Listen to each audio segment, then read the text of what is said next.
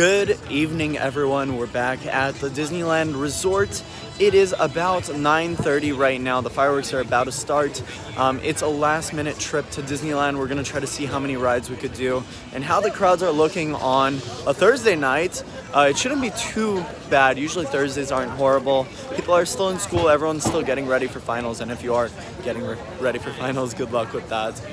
All right, guys, the announcement has been made. No fireworks tonight. There's going to be a load of people leaving the theme park, which is good in our case. Literally, look at that. The second I said it, everyone started flooding out of the theme park, which is good in our case.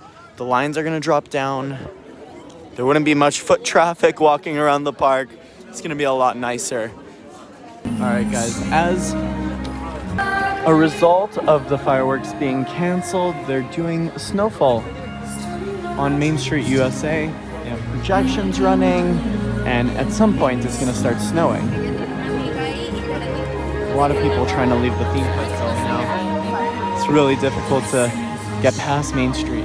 There really isn't much room to walk. Everyone's just trying to leave, but it started snowing over here in Main Street. Take a look above us.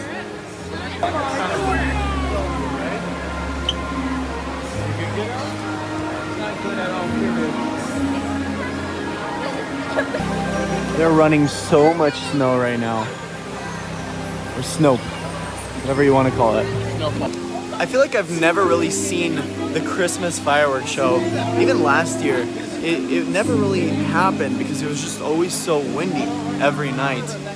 And last week when I was here, we thought the fireworks were going to get canceled. We're like, yeah, no shot it's happening tonight. It was a little windy. And so we left. The second we left the theme park, we reached the parking structure and the fireworks went off. And we're like, wow. This is how the crowds are looking right now. Almost impossible to make your way around Disneyland. This is rough. So it took about 10 minutes to walk to this point of Main Street. I know it doesn't sound like horrible, but it should only take like 2 minutes to walk down a path, not 10. It's okay. There's a lot of people here. It makes sense. Here are the current wait times, though. It doesn't seem terrible. Oh my gosh, 25 minutes for Rise. Okay. I guess we're going to Rise. I was in disbelief when I saw the wait time was 25 minutes. It just shot back up to 35, and I feel like more people are heading there now because the wait time has been pretty lengthy all day. It's been over 60 minutes. It was a busier day in the park. Tonight it shouldn't be horrible, but Dustin is doing his thing, and I feel like if he was here with me, then I'd be more okay with waiting in line for Rise. I don't know. I don't want to wait in line alone for 35 minutes. It's so boring. And I don't want to give it that awkward stare at phone the whole time thing, you know, like you stand in line and you're just like looking at your phone, messing with the weather app or whatever. I don't want to do that the whole time, so I'm like, maybe it's better we do something else. I'll take a look. We'll walk around and we'll see what we could do. There's a lot of rides here in Disneyland. That's what I like about Disneyland. If something you wanted to do is a long line, you could always go back to another ride because all the rides here are pretty low right now. Like Millennium Falcon is 10 minutes. But not only is there a lot of things to do, there's a lot of things to see. I feel like I don't take enough time to just stop and appreciate all the detail that was put into Galaxy's Edge. Like you look around, it seems like it's a mountain, but people like actually put time and effort into building this. Like it's crazy. I probably look so weird right now talking about this mountain, but it's crazy. I guess my biggest question at this point with Galaxy's Edge is, what are they planning on doing with the land? It's been dead. I mean, same character interactions for the past like almost year now. The last new characters they brought into the theme park or into the land itself was, I think, the Mandalorian and Grogu. And then for a short period they brought in Ahsoka, I guess more recently. But outside of that, it's been pretty quiet in the land. You don't see character interactions at night. They were testing out like walking droids, and I think that was the original plan with Galaxy's Edge, that there was going to be a whole story, a whole narrative with the entire themed land. There was going to be a main like antagonist, and in the concept art when they first introduced Galaxy's Edge, they said that there would be like droids walking around. There wouldn't be like a timeline, I guess. It would just be like a spot where all characters would hang out. And now that the land has been opened and unfolded, there hasn't been many character interactions. There hasn't been any of the promised items or anything that was originally on the itinerary. I think there were budget cuts, and I think they just, I don't want to say they got lazy, but maybe they forgot about what they were originally going to do with the land. But obviously it's not too late. Well, it's never too late to really add on to the land. More recently they announced that with the fireworks shows, each fireworks show that they have, they're going to have a soundtrack, an original soundtrack that plays in Galaxy's Edge that would be separate than what plays in the actual theme park itself. So let's say it's the Wondrous Journeys fireworks show. They'll be playing the Wondrous Journeys soundtrack in the regular theme park, but in Galaxy's Edge they'll come up with their own Star Wars version of the song. That would be cool. I'm excited to see what they do with that. And of course there's different fireworks shows, so they're gonna definitely have to make a lot of different soundtracks for each fireworks show. But it's cool. It's cool that they're gonna be doing this. I feel like that's a good start to fixing Galaxy's Edge. They could make side quests. People have magic bands now. They introduced magic bands in Disneyland, and with that came small mini games. But I feel like that's not enough. I feel like that's not enough to keep you in the land for more than an hour. You can finish the magic band quest within 20 minutes or less. This is gonna be like the last bit of rush over here in Galaxy's Edge, because after Rise of Resistance closes down for the night, not many people come into the land itself. There's only one other ride, and that's the Millennium Falcon.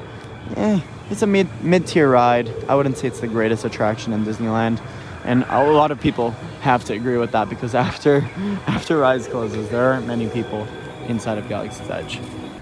I talk about construction a lot at Universal, but not so much at Disneyland. So I wanted to talk a little bit about Tiana's Bayou Adventure, which is currently being constructed.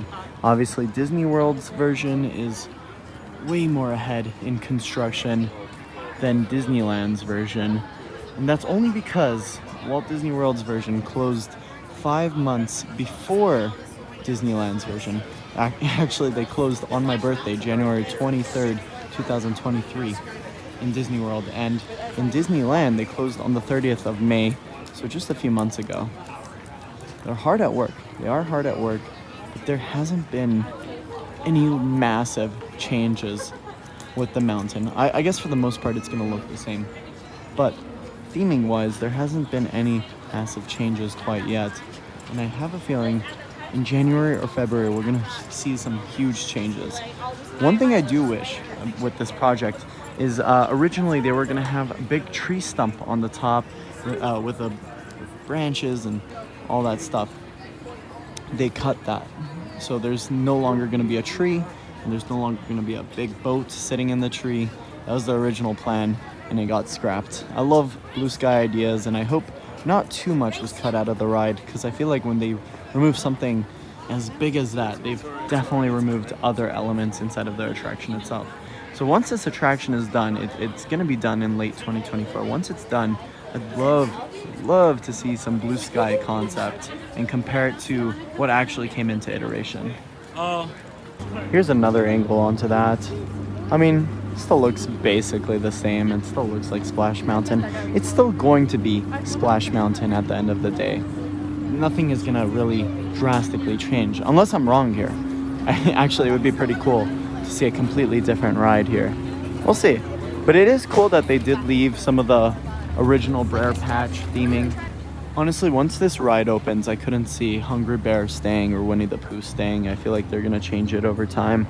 But they left this little gift shop here. It still says the Brer Patch. It still alludes to the original Splash Mountain. I like that. I like this little bear holding the restroom sign. I feel like that's so cool. And if they're gonna get rid of this, just give it to me. Give it to me. It's gonna go in storage. They're probably gonna destroy it. they're definitely not keeping this. But Disney, if you're watching this and if you're gonna get rid of this sign, just give it to me. I think the thing that stood out to me the most is they're gonna be constructing an all-original soundtrack for the queue. And they also mentioned, the Disney Park vlog mentioned that there's gonna be different smells, scents throughout the queue. You're gonna smell beignets inside of the queue, and I think that's the coolest thing ever. So I'm so excited to see the queue, but you can see the work lights are on right now as they're actively working on this project. I'm not sure if they work on this project at night. Highly doubt it, but get a small peek into it. Over at this end of Critter Country, they still have the meet and greet with Santa Claus over here. This is where you would normally meet Winnie the Pooh when it's not Christmas. But I do like this bit of theming. Look at that. It's Winnie the Pooh and Piglet covered in snow. Well, I guess they're snowmen, but they were made like Winnie the Pooh and Piglet. I love it. And then look at the gift boxes here. This way to Santa. They have little presents. Maybe that's for Eeyore there. I'm not sure actually. But it's cool. And I feel like there's a scent here. It smells like gingerbread. Is that on purpose or am I just losing it right now? That's so cool. This is where Santa would be sitting. Obviously, they need a nice big chair for him. It's a big guy. Eats a lot of cookies. And then look how they spell Santa photos. Santa photos. Everything's in theme here, and I love it. I love it. And the place I still haven't tried food from is Tiana's Palace. It just opened up not too long ago, so that's probably why. But I don't know why I haven't eaten here. Like I've been to Disneyland at least like 10 times within the last like 3 months. And this place opened in September. I think it was September 7th, the first day of Horror Nights. So obviously Horror Nights kept me busy, but I came to Disney quite a lot since then. Let's take a look at the menu here. Gumbo, braised chicken, andouille sausage, and heirloom rice. 7 greens gumbo, white beans, okra, yam, sweet potato, heirloom rice. Ugh. A lot of gumbo. Cajun spiced half chicken, brushed with barbecue sauce, served with baked macaroni and cheese and coleslaw. That doesn't sound horrible. Muffuletta sandwich. That just has a lot of things inside. Beef po' boy sandwich. I don't know. I'm kind of a picky eater, so I don't think I would like anything here. Alright, that's going to wrap up our day here at the Disneyland Resort. And I hope you guys enjoyed. If you did, be sure to leave a like. I'm JP, and how they say in the movies, that's a wrap. I'll see you guys in the next one.